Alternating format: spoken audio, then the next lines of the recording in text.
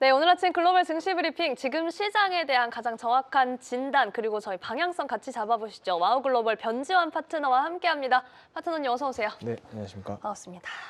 자, 간밤에 또 한 번 시장이 이 다우 또 S&P 500까지도 최고치 경신을 좀 이어갔습니다. 특히나 요즘엔 다우의 주목도가 조금 올라가고 있는 새해 몇 거래일을 좀 거쳐오고 있는데 시장 어떻게 보셨을까요? 네, 전반적으로 그 반도체 그다음에 제약 바이오 기업들의 강세에 힘입어서 상승 출발을 했었고, 특히 이제 그 뒤에 이제 CES의 젠슨왕 CEO의 아주 다양한 분야의 다양한 특정 기업들을 언급을 하면서 맞아요. 어떤 뭐 시장의 지휘자 같은 네. 그런 모습을 보여주면서 시장 상승을 견인을 했습니다. 음, 특히 이제 뭐 추론 그다음에 에이전트 AI 구현을 위해서 메모리의 중요성을 강조를 하면서 네. 샌디스크를 중심으로 반도체와 장비주들이 이제 시장을 이끌었고, 반면에 또 어제도 대형 기술주라든지 일부 에너지 종목에서는 좀 부진한 모습을 보여주면서 오늘도 지난 금요일 모습과 마찬가지로 다우와 이제 러셀, 뭐 반도체 이런 지수는 강세를 보였었고, 나스닥 지수는 상대적으로 약세를 보이는 그런 모습으로 마감이 되었다. 그래서 전체적으로 연말 리밸런싱 과정에서 출회됐던 어떤 이런 그 수급 공백들이 좀 새해 들어서 다시금 채워지는 그런 모습이 아닌가, 뭐 그런 생각을 좀 했었던 하루였던 것 같습니다. 네, 이렇게 지금 간밤의 시장 상황 그리고 시장의 이야기에 반응했던 섹터들, 기업들도 잠깐 언급을 좀 해주셨는데 저희가 앞서 특징주에서도 보니까 뭐 샌디스크 27% 급등 같은 건 진짜 좀 놀랍기도 하더라고요. 메모리에 관련된 주목도 화두에 다시 한번 좀 불을 붙이는 모습이었고 마이크론 역시도 사실 반도체에 우리 파트너님께서 속스에다가 마이크론 더해보자라고 말씀을 해주셨는데 바로 또 시장이 이 부분에 반응을 해주고 있는 상황입니다. 네네네. 그래서 샌디스크 뭐 어제 28% 정도 네, 올랐다고, 맞아요. 그다음에 뭐 웨스턴 디지털 뭐 17% 가량, 와. 시게이트 14%에서 대단합니다. 스토리지 기업들이 이 젠슨왕이 메모리의 중요성을 강조하고 데이터 센터 수요 증가, 이러한 기대감들이 좀 겹치면서 급등을 했던 것 같고요. 마이크론도 베라루빈 보드 설명하는 와중에 마이크론 부품을 배치했다고 직접 언급하면서 가파른 상승세에도 불구하고 또다시 또 급등세를 보여줬습니다. 그래서 뭐 사실 한 종목을 꼽기 쉽지 않을 정도로 네. 관련 종목들 주가 흐름이 이제 너무 좋은데, 이럴 때 이제 섹터 내에서 좀 덜 오른 종목들이 사실 접근하기가 마음이 상대적으로. 편합니다. 네. 근데 그러지 마시고 반도체가 됐든 장비주가 됐던 어떤 오. 섹터를 끌고 가는 대장주 위주로만 좀 계속해서 공략을 하시는 게 좋을 것 같다. 그런 말씀 좀 드리고 싶습니다. 네, 지금 뭐 밸류나 이런 포지션에 대해서 생각하지 말고 대장주를 좀 잡고 네네. 가자라는 이야기 다시 한번 강조를 해주셨습니다. 장비주 안에서도 그럼 좀 대장주 볼 수 있을까요? ASML, 뭐 램리서치 요즘 장비단도 계속해서 매수세 좀 올라오더라고요. 네, 같이 어플라이 전반적으로. 머티리얼즈를 아. 조금 계속해서 좀 좋게 보고 있는데, 네. 예, 그 주식이랑 ASMR도 좋아 보이고, 뭐 사실 다 좋아 보입니다. 다 좋아 보이는 진짜 네. 지금 뭐 시장 업황이 또 그렇기도 합니다. 어제 저녁 방송에서 혹시 깨알같이 마이크론 보유 중이라고 자랑하셨나요? 아. 채팅창에 올라왔는데 맞습니까? 그 말을 좀 조심해야 되겠군요. 아, 뭐 저희가 항상 뭐 연말에도 그렇고 포트폴리오 같이 이렇게 가져가는 전략 파트너님이 얘기를 해주셨으니까요. 네. 그만큼 지금 대장주에 좀 힘을 실어주고 계신다는 점 여러분들도 참고를 해보시면 좋을 것 같습니다. 자, 여기에 이제 뭐 반도체는 특히나 장비단이나 이렇게 전반적으로 웃어주고 있지만 M7만 보자면은 또 한 번 희비가 교차하는 그런 모습이 좀 나왔고요. 아마존과 테슬라 같은 경우도 선명하게 상승과 하락이 엇갈리는 그런 모습을 좀 보여줬습니다. 우선은 이 젠슨왕 CEO의 발언 그리고 아마존이나 테슬라의 주가 반응 좀 어떻게 보셨을까요? 그 M7 내에서도 그렇지만 전반적으로 M7, 그러니까 대형 빅테크 주식들이 작년 연말부터 해서 상대적으로 계속해서 좀 시장의 선택을 못 받는 모습을 보이고 있는데, 특히 테슬라 같은 경우에는 이런 대형 기술들 사이에서도 상대적 약세에 더해서 어제는 이제 뭐 유럽 시장에서의 판매 부진 소식들도 있었고, 특히 이제 뭐 아시다시피 엔비디아의 알파마요 자율주행 모델 네. 발표에 어떤 경쟁이 심화되지 않겠느냐, 뭐 이런 우려감들이 유입이 되면서 하락하는 모습을 보였습니다. 물론 뭐 주 초에는 주말에 뭐 트럼프와 이 저녁 식사를 뭐 했다 이런 부분 때문에 맞아요. 조금 올렸었죠. 반응을 하는 모습도 있었습니다만, 네. 그래서 이런 것들이 있었고, 그 다음에 또 하나는 테슬라는 사실 실적 발표 시점이 가장 주가가 취약한 주식이라고 좀 볼 수 있는데, 맞아요. 네. 왜냐하면 이제 현재 밸류에이션 자체가 어떤 이 그 실적으로는 설명이 않는? 되지 않는 네. 이제 가장 대표적인 주식이기 때문에 해서 1년 내내 어떤 좀 꿈속에 있다가 1년에 4번 분기에 한 번씩 한 번씩 착 깨는 건가요? 네, 꿈에서 깨서 뭐 찬물 한 잔 마시고 다시 꿈속에 들어가고 약간 이런 패턴을 좀 보여주고 있기 때문에 그런 좀 주식이다라고 좀 생각하시면 좋을 것 같고, 그리고 무엇보다 거듭 말씀드리지만 최근 마켓의 기조 자체가 당장의 1분기의 실적에서 숫자로 좀 가시적으로 찍어낼 수 있는 그런 성과를 보여줄 수 있는 개런티가 돼 있는, 뭐 대표적으로 반도체가 되겠죠. 네. 이런 종목들이 선택을 많이 받고 있고 참여자들이 선호를 하는 그런 분위기이기 때문에 그런 과정에서 나오는 조정 세다 뭐 이렇게 좀 판단을 하고 있습니다. 근데 이제 그럼에도 불구하고 뭐 상반기에 이제 FSD에 대한 규제 완화라든지 미 정부와의 어떤 국방 우주, 뭐 AI 연계된 계약, 네. 이런 기대감들이 아직까지는 살아있다고 보고 있고, 또 무엇보다 이제 머스크가 이 정치적인 노선을 확실히 좀 밝혔잖아요. 밝히고 이제 거기에 따른 행보도 보여주고 있기 때문에 지지율 바닥을 치고 서서히 이 베네수엘라 이번 건을 계기로 좀 이 올라오고 있는 현 정부의 어떤 관계성들, 이런 것들을 고려할 때 이번 조정은 다시 한번 매수에 좀 기회가 될 수 있을 것이다라고 보고 있고, 기술적으로 좀 말씀드려보면 최대 뭐 415달러까지는 하락할 가능성은 좀 있어 보입니다. 근데 그렇다고 하더라도 어떤 이번 조정을 어떤 뭐 보유분을 매도해야 되는 뭐 추세 전환이라든지 뭐 이런 것들이 아닌 비중 확대나 아니면 신규 진입을 할 수 있는 좋은 기회로 좀 삼으셨으면 좋겠다, 그렇게 좀 말씀드리고 싶습니다. 지금 에너지 섹터 같은 경우는요, 파트너님, 좀 오름세를 보여줬다가 다시 한번 간밤에는 상승분을 반납하는 좀 모습을 보였었는데, 여기에 지금 미국 기업들은 베네수엘라 석유 인프라 재건에 조금 뭐 망설일 수밖에 없다, 이런 전망들도 나오고 있는 것 같아요. 어떻게 봐야 될까요?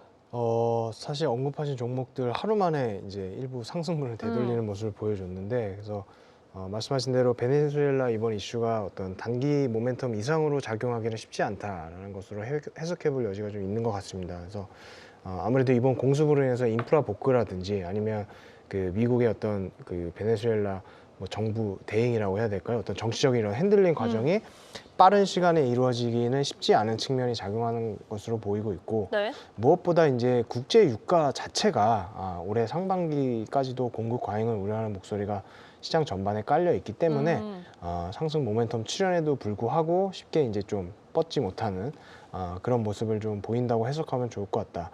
근데 이제 그렇다고 하더라도 네. 중장기적으로 제재 해제와 함께 뭐 원유 생산 물류 정상화 과정을 거친다고 하면 좀 전에 나왔던 속보 같은 경우도 그렇고요. 기업들은 장기적으로 어떤 펀더멘털 모멘텀이 개선된 것은 확실한 부분이거든요. 그래서 오히려 단기적인 대응보다는 좀 중기적 관점에서 어쨌든 이 부분은 시간이 가면 갈수록 주가에는 반영이 될 거기 때문에 꾸준히 좀 팔로우할 필요성은 있어 보이지 않나, 그런 의견입니다. 그렇다면은 지금 그래도 이 에너지 기업들에 대한 큰 뷰가 바뀔 필요는 없는 상황일까요? 네네, 그렇죠. 네.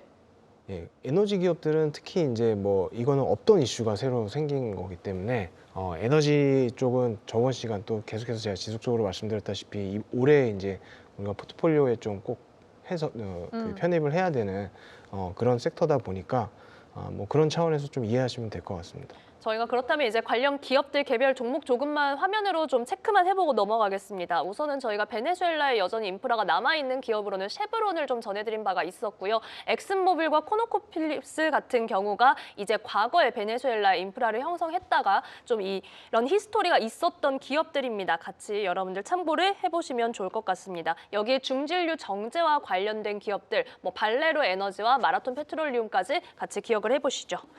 자, 한편 이렇게 베네수엘라 사태와 관련해서 백악관이 뭐 SNS 계정에 파포라고 해서 뭐 까불면 죽는다 뭐 이런 식으로 좀 굉장히 위협을 하려는 그런 이미지가 좀 올라오기도 했습니다. 이게 확실히 좀 국제 정세에 어떤 미국의 파워를 좀 과시하고 보여주고 어떤 경고의 이미지가 있지 않느냐, 다음 타깃이 또 있는 거 아니냐, 이런 이야기도 나오는 것 같은데 어떻게 보셨을까요? 저는 이 워딩을 보고 네. 해킹당했나 했거든요. 근데 참 아메리칸 감성이 대단한 것 같긴 한데, 어쨌든 이번 베네수엘라 사태를 통해서 이제 트럼프 행정부 이기가 보여준 거는 결국 어떤 뭐 자신들의 경고를 행동으로 옮기는데 주저함이 없다라는 어떤 메시지를 좀 국제시장에 던진 거라고 볼 수 있을 것 같고요. 네. 아, 참.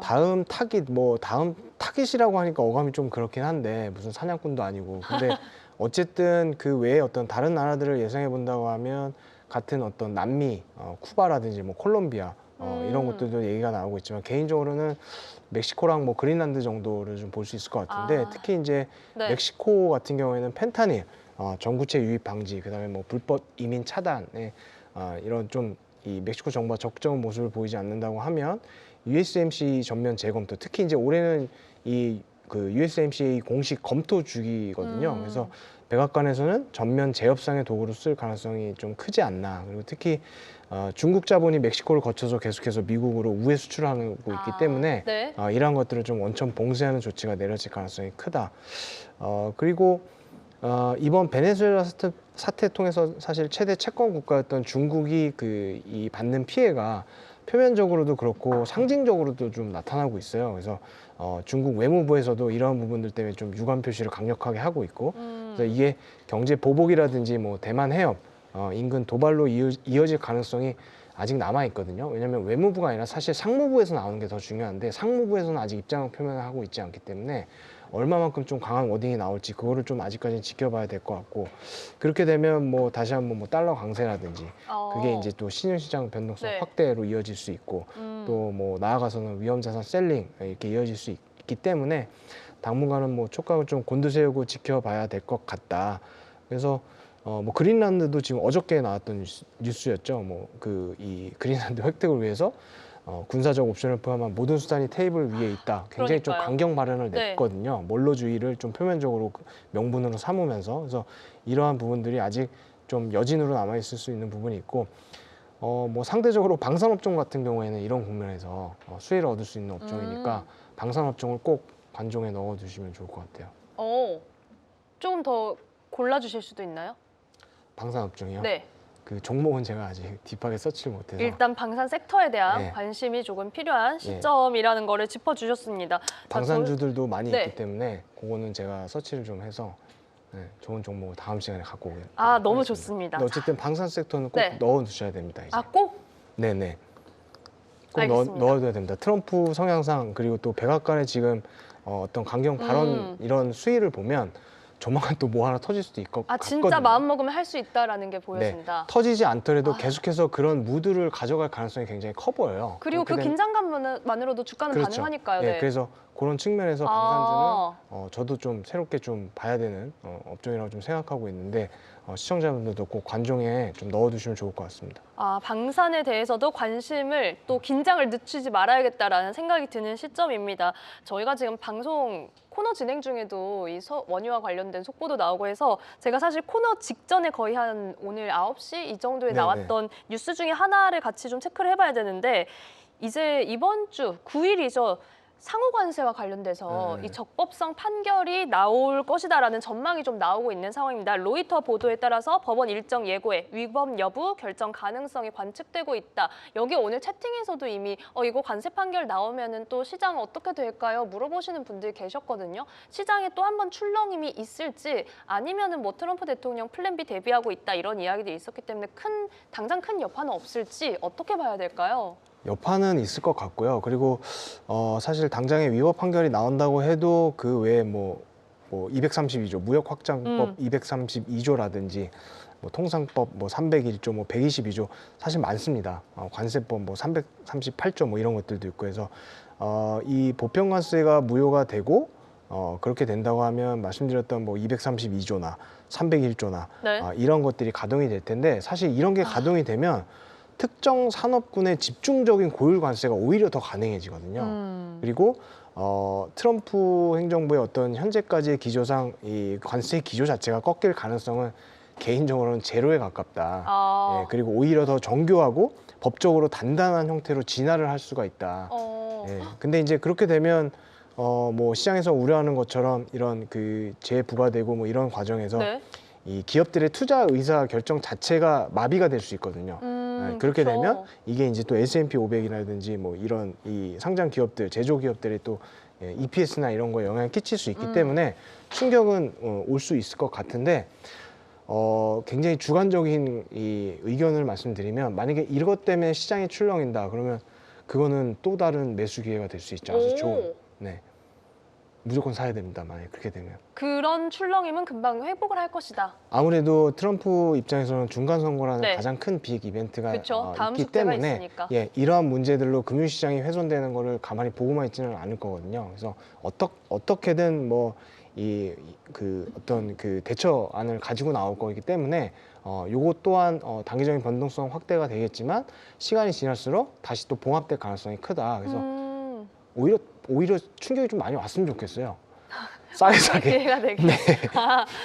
진심을 담아서 좀 얘기를 해주셨는데, 와, 오늘은 이게 지금 지정학적 리스크도 그렇고, 관세 판결과 관련된 부분도 그렇고, 어찌 보면 트럼프 대통령의 좋게 말하면 강인한 결단력과 실행력, 이 부분을 저희가 지금 투자자 관점에서는 잘 바라볼 필요가 있지 않을까라는 생각이 좀 듭니다.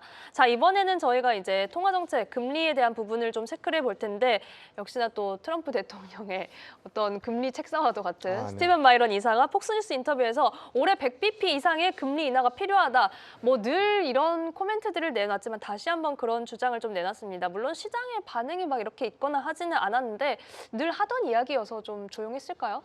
네, 뭐 마이런 인사 같은 경우는 말씀하셨다시피 대표적인 트럼프의 인사로 시종일관 굉장히 좀 급진적인 어떤 금리 인하를 꾸준히 주장했던 인물이기 때문에 사실 이번 발언도 뭐 새로울 것도 없고 뭐 놀랄 것도 없습니다. 사실 개인적으로. 그래서 우리가 왜 어떤 수치의 평균을 낼 때 네. 최고점하고 최저점은 배제하잖아요. 거기에 이제 그런 느낌이다. 최고점 같은 느낌이라고 보시면 될 것 같고 네. 또 그런 그것보다 이번 주 금요일에 있을 고용 보고서에 또 집중하는 게 맞을 것 같다. 중요하죠. 네, 그래서 현재 시장에서는 어찌됐든 금리 동결을 예상하고 있고 시장에 어느 정도 이게 반영이 되어 있는데 이번 컨센서스가 제가 지난 시간에 말씀드렸다시피 비농업 쪽은 6만, 네. 그다음에 실업률은 뭐 4.5에서 4.6 정도를 보이고 있는데 요 수치에서 뭐 크게 벗어나지만 않는다고 하면 시장은 사실 조용히 넘어갈 가능성이 크거든요. 근데 이제 만약에 반대로 굉장히 좀 안 좋은 이 데이터 값을 크게 훼손하는 수치가 나온다고 하면 네. 배드 이즈 굿이 또 한번 발동되면서 단기적으로는 또 이런 또 그 유동성에 대한 기대감이 이 시장의 상방으로 좀 이어질 가능성이 있기 때문에 단기 반등으로 이어질 수 있기 때문에 그러한 것들을 좀 더 염두에 두고 봐야 되는 시점이 아닌가. 그럼 어렵네요. 좀 9일에 왜냐하면은 관세 판결이 나오기도 하고 지금 맞습니다. 고용 보고서도 겹쳐 있는 상황이기 때문에 네네. 투자자로서 좀 타이밍을 어떻게 잡아야 되나 싶은 생각이 드실 것 그래서 같아요. 변동성이 좀 굉장히 좀 확대될 가능성이 있고 그래서 제가 월요일 날 출연했을 때 주간 전략에서도 말씀드렸다시피 주 초부터 고용 보고서 전까지는 계속해서 시장 좋은 흐름 보일 거고 그 이후에는 변동성을 대비하자라는 말씀을 드렸었는데 그렇게 좀 가져가는 게 좋을 것 같아요. 확실히 그런 네, 좀 9일이 어떤 분수령이 되지 않을까 싶은 부분 지금 시장의 관전 포인트 정확히 꼽아주셨습니다. 자, 지금 시장에서는 또 암호화폐도 다시 한번 좀 기지개를 켜는 모습을 보이고 있고 반면 안전자산은 계속해서 좀 랠리를 이어가고 있는 상황입니다. 사실 저희가 지난해 가을까지만 해도 뭐 에브리싱 랠리라고 했다가 암호화폐가 정말 대차게 떨어져 나오는 그런 모습을 좀 보였었는데 다시 한번 그런 모습도 기대할 수 있을지 좀 어떻게 해석하고 계세요? 그런 디커플링 현상은 아직까지 이제 다시 뭐 원복되었다라고 보기에는 조금 무리가 있는 것 부족하죠, 같고, 아직. 예, 그리고 또 최근에 어떤 비트코인하고 안전자산, 그러니까 골드나 실버가 이제 같이 올라갔지만 네. 그거는 뭐 베네수엘라랑 같은 이슈에 올라갔다고 보기는 좀 힘듭니다. 비트코인 같은 경우에는 뭐 골드만삭스에서 코인베이스에 대해서 뭐 암호화폐에 대한 구조적 성장 뭐 이런 긍정적으로 평가를 하면서 영향을 더 끼친 부분이 크고요. 베네수엘라보다는. 나왔죠, 네. 그래서 이런 소식들 자체가 크립토 시장의 그 제도권 편입, 그다음에 성장성 이런 것들을 좀 보증하는 그런 것들을 시장이 해석하면서 오른 측면이 있고, 그다음에 골드와 실버 같은 원자재 같은 경우도 역시 물론 시장의 안전자산 선호 심리에 따른 부분도 영향을 줬지만 수급적으로도 작년 연말에 기관들이 어떤 대규모 리밸런싱 물량이 시장에 나오면서 빠졌던 어떤 공백들이 다시 메워지는 그리고 그게 또 베네수엘라 이슈와 공교롭게 겹치면서 네. 상승했다라고 해석해 볼 수 있다. 그래서 크립토 시장 같은 경우에는 비트코인을 필두로 하루 만에 또 어제는 또 반락세를 보여줬거든요. 네, 그래서 베네수엘라 이슈보다는 어떤 수급적인 요인들에 의해서 움직인다라고 해석해 볼 수 있고 그렇게 좀 보셔야 될 것 같고 골드나 이제 실버 같은 경우에는 지정학적 리스크를 적극 반영하고 있고 또 여기에 베네수엘라 같은 지정학적 리스크 이러한 것들이 이어지면서 뭐 전고점 상향 돌파를 지금 향해서 가고 있는데 실버는 지금 했는지 안 했는지 모르겠습니다만 골드는 아직 조금 남았거든요. 그래서 네. 이 전고점 상향 돌파를 하는지가 좀 중요한 걸로 보여지고 다만 이제 그 지난 연말을 기점으로 변동성이 조금씩 커지고 있어요. 골드와 실버가. 그렇죠. 그래서 투자자들 분들한테 좀 드리고 싶은 말씀은 보유자의 영역에서 홀딩하시는 전략 정도를 추천드리고 신규로 쫓아가는 거는 좀 관망하셔라. 지금 시점은 네네 그런 말씀을 드리고 싶습니다. 네, 지금 골드 그리고 실버, 금과 은에 대한 전략도 좀 같이 말씀을 해주셨습니다. 지금 시점에서는 보유자의 영역이다라는 말씀을 좀 해주셨으니까 여러분들 같이 참고를 좀 해보시죠. 자, 그렇다면은 저희가 이제 오늘 다가올 시장 전략, 우선 뭐 오늘도 이번 주는 금요일 전까지는 좋을 거다라고 앞서 전망 네네. 정리를 해주셨는데 그렇다면 오늘도 비슷한 분위기, 뭐 여기에 CES 영향 이 정도가 좀 이어질까요?